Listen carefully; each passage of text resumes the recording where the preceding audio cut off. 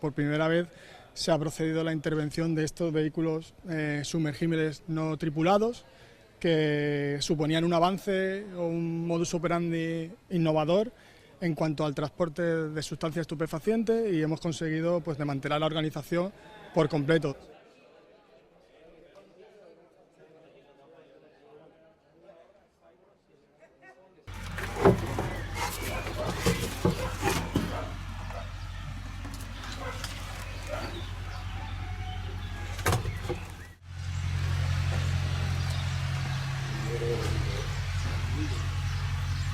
Está mirando.